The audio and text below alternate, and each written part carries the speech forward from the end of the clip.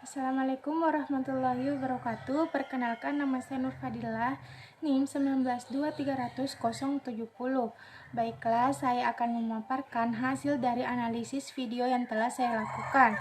Pendahuluan, awal mula masuknya COVID-19 di Indonesia berawal dari adanya kontak fisik yang dilakukan oleh warga masyarakat Indonesia dengan warga negara asing yang berasal dari Jepang. Belakangan ini, COVID-19 menjadi konsen besar bagi bangsa Indonesia karena telah menimbulkan banyaknya masalah. Salah satu dampaknya itu pada perekonomian Indonesia. Perekonomian ini mencakup perbankan di dalamnya. Dan pada pandemi seperti ini, perkembangan perbankan sempat menurun dan pada akhirnya sedikit demi sedikit mulai berkembang kembali. Dalam laporan pertanggungjawaban ini dilakukan dalam suatu periode yang telah ditentukan. Biasanya, para investor akan sangat memperhatikan perkembangan saham dalam perusahaan-perusahaan besar ataupun dalam bank-bank besar. Para investor ini melakukan analisis saham dan laporan keuangan pada bank ini sangat penting dalam melakukan kepentingan dalam kinerja keuangan bank analisis saham tersebut, karena hal ini dapat menarik perhatian untuk dikoleksi dan menjadi sebagai alat untuk memprediksi pergerakan IHSG ke depannya dengan sektor perbankan yang memiliki bobot besar di IHSG.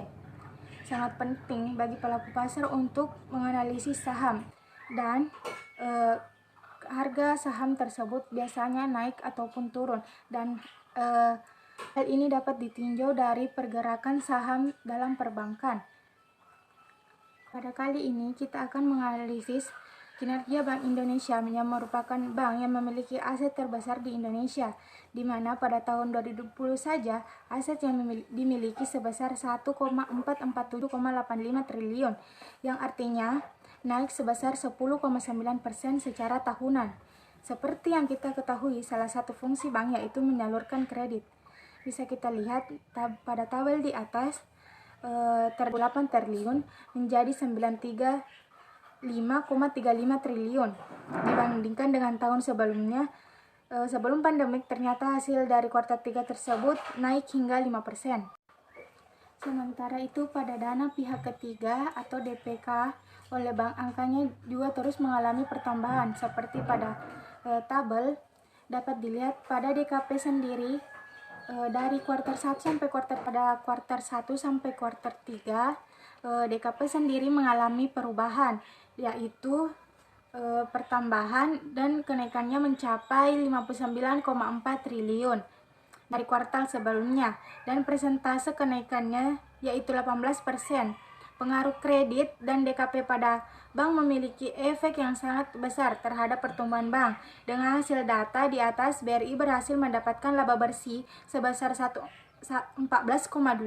triliun, walaupun masih turun karena adanya pandemik sebesar 42,9% jika dibandingkan dengan periode tahun sebelum pandemi. Kesimpulannya yaitu, jika suatu bank ingin berkembang dengan baik, alangkah lebih baiknya jika memperhatikan UMKM sekitar dan juga untuk meningkatkan nasabah dari suatu bank tersebut.